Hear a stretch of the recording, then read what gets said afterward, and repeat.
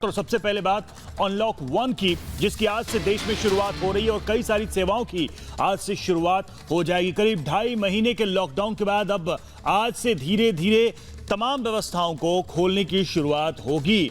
और इस बीच ये भी याद रखना होगा कि प्रधानमंत्री ने कहा है कि कोरोना कहीं गया नहीं है, हमें सतर्कता और सावधानी भी साथ में रखनी जरूरी है। रात के 9 बजे से लेकर सुबह के 5 बजे तक कर्फ्यू रहेगा, लेकिन उसके बाद तमाम सेवाओं में ढील दी जाए। बिल्कुल, कल लॉकडाउन 4 खत्म हुआ और एमएचए की गाइडलाइंस के मुताबिक अब काफी हद तक ढील दे दी गई है। एक राज्य से दूसरे राज्य अगर आपको जाना हो तो सीमा खोल दी गई है। इंटरस्टेट परिवहन की अब शुरुआत अब से हो गई है, लेकिन अभी भी कुछ पाबंदियां हैं जो अभी बरकरार हैं और कंटेनमेंट जोन में पाबंदियों को बरकरार रखा गया है। अब आपको सावधानी अपनी खुद बरतनी होगी, इसका आप ध्यान रखिएगा। एक रिपोर्ट आप देखिए।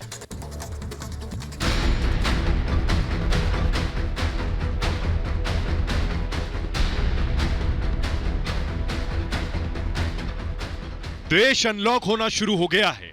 महाराष्ट्र में कोरोना वायरस के 65,000 से ज्यादा मामले हैं। 2100 से ज्यादा लोगों की मौत हो चुकी है, लेकिन महाराष्ट्र सरकार ने भी 3 चरणों में रियायत देने का फैसला किया है।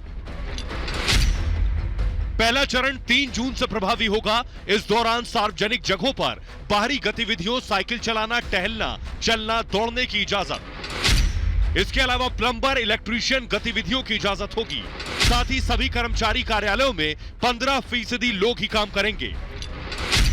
दूसरे चरण के दौरान सभी बाजार, दुकानें ऑड इवन के आधार पर खोलने की अनुमति है। वहीं मॉल और शॉपिंग कॉम्प्लेक्स को खोलने की अनुमति नहीं होगी। टैक्सी, रिक्शा, कैब और 2 पैसेंजरों के साथ इजाजत होगी।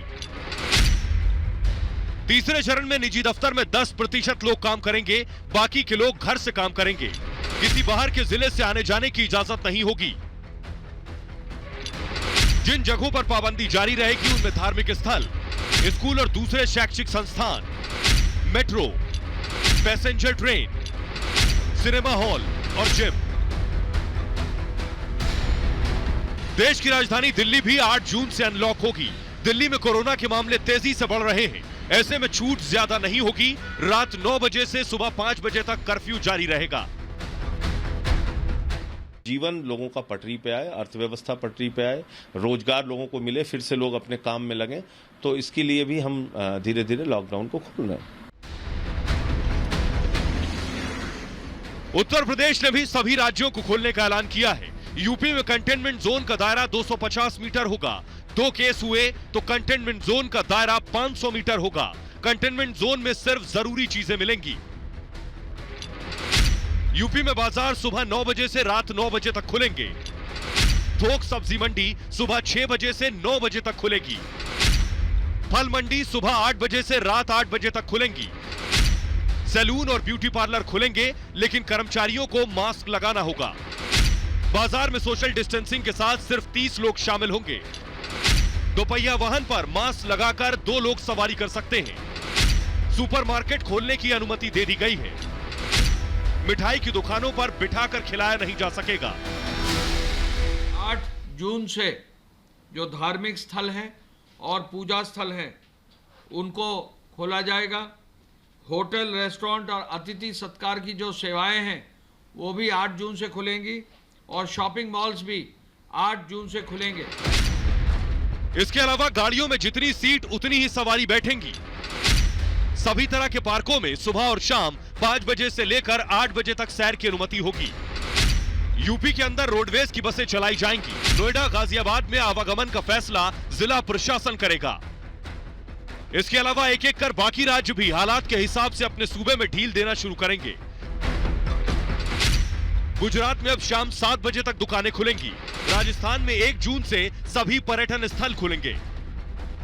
भारतीय रेलवे कल से 200 यात्री स्पेशल ट्रेनों को शुरू करने जा रही है।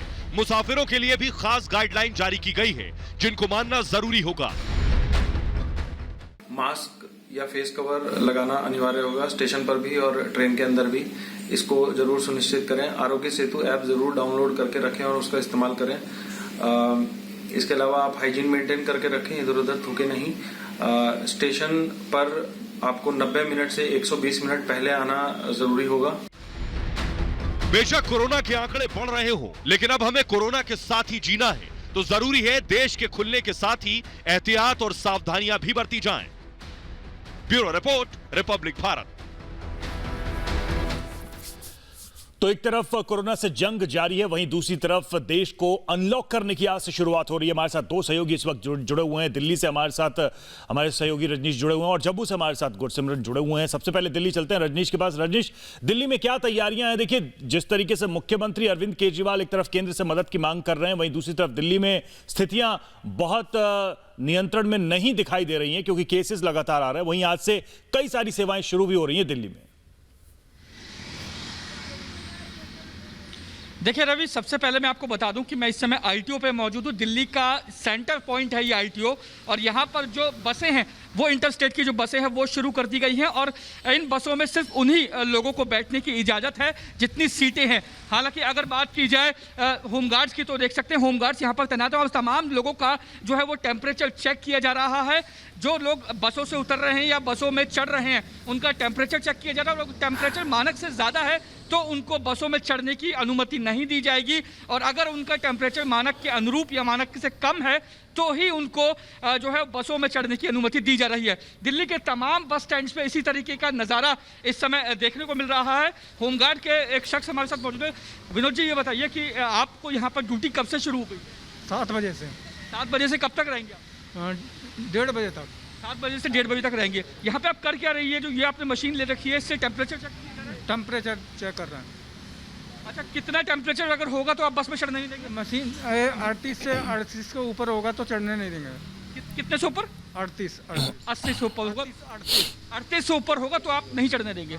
देखिए रवि, ये इस तरीके से होमगार्ड्स तमाम बस स्टैंड्स पे तैनात हैं। उनके पास जो है वो टेम्परेचर डिटेक्टर जो है वो एक जो मशीन दी गई है जिसमें अगर 38 डिग्री से ज्यादा। रजनीश मैं वापस लौट रही हूँ, जरा मैं जम्मू का रुख कर लूँ। वहां से गुरसिमरन मेरे सहयोगी जुड़े हुए हैं। गुरसिमरन, काफी हद तक ढील आज से देशवासियों को दी गई है, वहां की प्रशासन की इसको लेकर क्या तैयारी है? और उम्मीद है कि जनता आज जब घरों से बाहर निकलेगी तो एहतियात उन्हें बरतना है क्योंकि आंकड़ा बढ़ रहा है। इस चीज का भी वो अपनी जिम्मेदारी के साथ बखूबी निर्वहन करेंगे।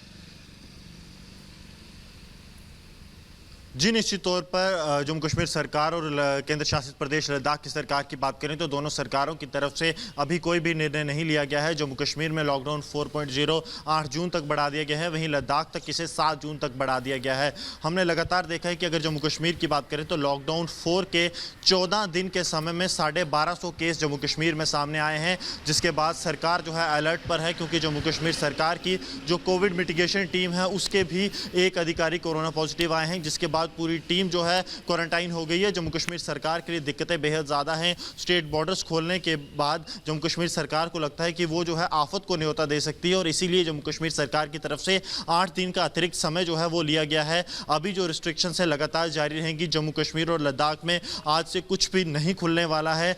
जो स्ट्रिक्ट कंटेनमेंट जोन्स हैं वो भी वैसे रहने वाली हैं, और पूरी चीज़ें एज सच जो पहले चलती आ रही थी वैसी ही रहेंगी। अब 8 तारीख को जम्मू कश्मीर सरकार की तरफ से फैसला लिया जाएगा कि आने वाला रूपरेखा कैसी होगी, और केंद्र शासित प्रदेश लद्दाख की तरफ से ये फैसला जो है 7 तारीख को लिया जाएगा। जी, निश्चित तौर पर फैसले पर नजर भी रहेगी। बहुत बहुत शुक्रिया फिलहाल आपका इस जानकारी के लिए और इस अपडेट के लिए। आगे बढ़ते हैं। कोरोना काल में रेल यात्रा पर बड़ी खबर इस वक्त आ रही है और रेल को लेकर ये जो सूचना है वो हम आप तक पहुंचा रहे हैं। आज से भारतीय रेल अनलॉक हो गया है और आज से 200 ट्रेनों का संचालन होना है। श्रमिक ट्रेनों के अलावा 200 ट्रेनें चलेंगी। करीब 1,45,000 यात्री सफर कर सकेंगे। अनलॉक 1 में आज से इन ट्रेनों की शुरुआत हो रही है।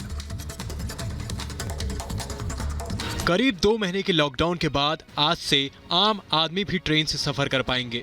श्रमिक ट्रेनों के अलावा आज से 200 स्पेशल ट्रेन पटरियों पर दौड़ेंगी।